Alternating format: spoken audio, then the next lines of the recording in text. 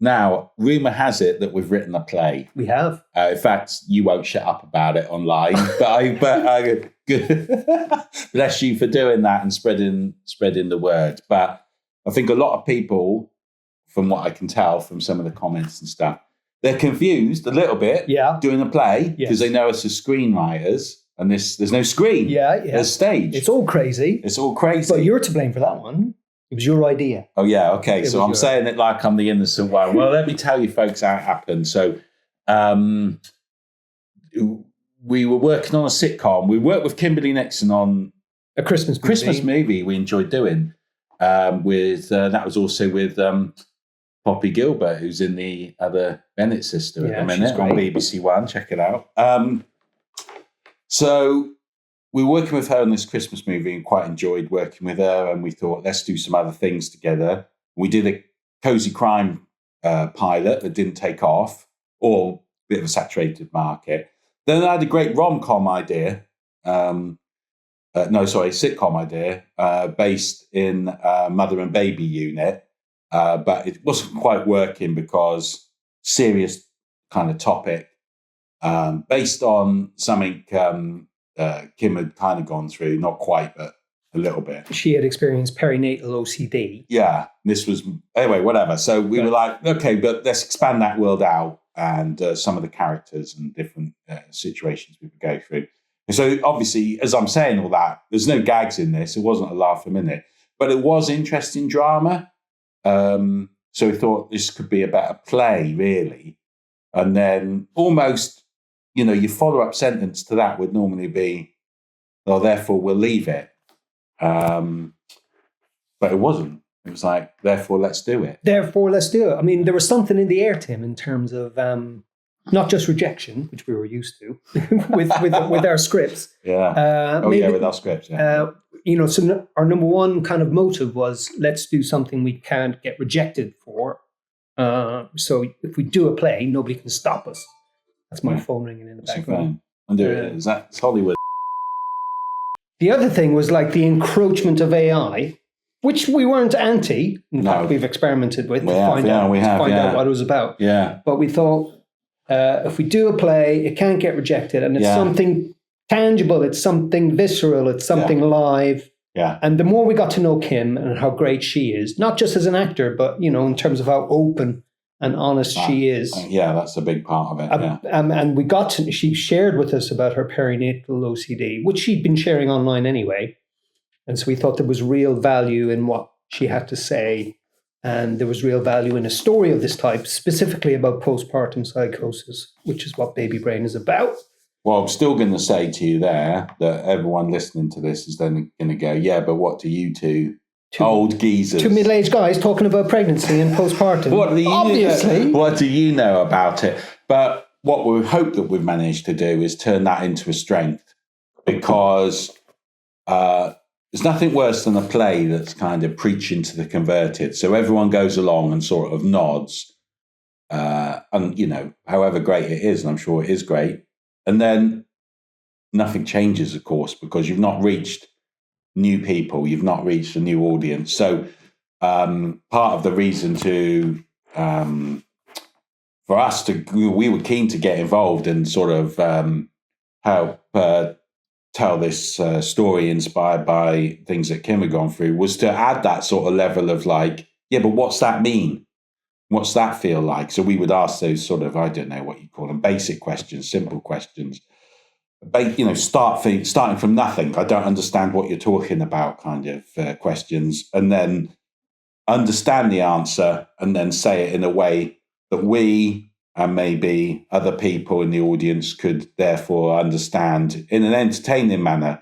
The whole point of this is to be entertaining. It sounds very serious. But if we can get people in, have a good time, it's a fun play, right? There's lots of gags in it. We're not laughing at any condition, but what we're doing is sort of saying, cool, life, what is it like? And the main character in it is trying to work on a bit of stand-up routine to focus that negativity into positivity. That's the character's very positive. So if we can make it entertaining, then maybe we can reach people that wouldn't normally want to see a story that feels maybe worthy It's just like a good story, good character, fun, laugh out loud moments. That's what we're hearing. So we're pleased that we did it and we didn't scare ourselves away or almost censor ourselves out of it, going, "Oh no, that's not for us," which I think can happen easily, Danny. You can sort of talk yourself out of these things thinking you're not right for it. When you first suggested it, I was a little bit wary and resistant, only because I was thinking I should stay in my lane, or we should stay in my lane. Exactly. And we've never done theatre. I might have attempted a play before and it was kind of not very good.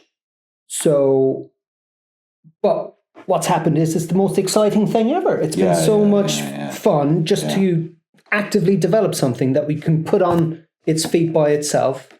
Highly recommend anybody doing the same kind of thing if you're interested.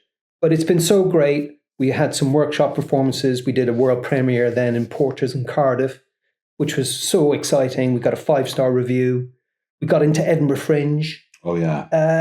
All of these things that I would have dreamt about before. Yeah. Or would never have even imagined. And so they're happening. So it's been great. It hasn't earned us any money, obviously, and it never will. But it's just been on the pure enjoyment of it, the pure creativity of it, and the collaboration of it. Yeah, and I'd recommend it. I mean, I wish we'd done it. Maybe we wouldn't have been ready, but I wish that we'd done it years ago, starting out. I think it's great for someone that even wants to write for the screen, is that they do some stage work. And I'll tell you why, because you're workshopping it so live.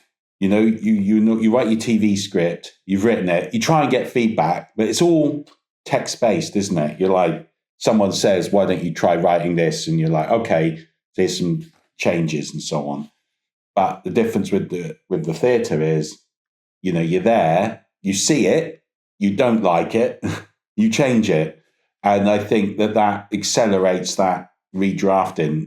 What would normally be the changes that are happening in the edit that you wouldn't be part of as a writer, or quite often they're happening now live. So it's been quite exciting and dynamic for us to do. And I recommend it to others now, just to say, get involved. Yes. Get involved. So such a more accessible and lower budget way, not free, not cheap, nothing is, of course, but compared to a movie or whatever, it's like it's a lower budget, more accessible way for new writers to get involved in their writing and see it happen live. So it happen live. Crack on with it. Give us a pitch, Danny, of what we're doing now.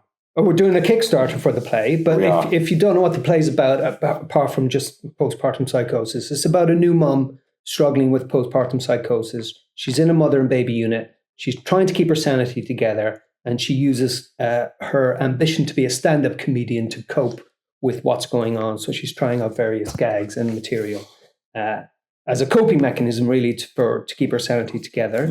We have a Kickstarter for our mini UK tour campaign to help us put the show on the road. So if you've seen that, if you've donated, if you like it, if you've been meaning to donate, all these things, just kind of get on it again. We really need some support now, especially in this middle part of the campaign. Yeah. And we'll be, hopefully you can come to see the show. Yeah, we're going to be we're at the Ritmail Festival, first of all, at the end of May, which is a great comedy festival in Droitwich in the Midlands. Then we're going to Greater Manchester Fringe. We'll be in Salford Arts Theatre. Then we're going to be at Camden Fringe and Edinburgh Fringe. We missed one out? No, I don't think so. And the Lighthouse, our local one in Poole. We'll be there on the 2nd of July. So, and more as they emerge. We're hoping to do some more things in Wales, where Kim's from as well. Let us know. Keep in touch about anything you want. If you want to talk about plays, you want us to help you with your play, if you want to give to the Kickstarter, it's all at babybrainplay.co.uk. You find all the links there and how to get in touch with us and all that stuff. But we'll see you. We'll see you when the curtain opens. Break a leg, Danny. Break a leg.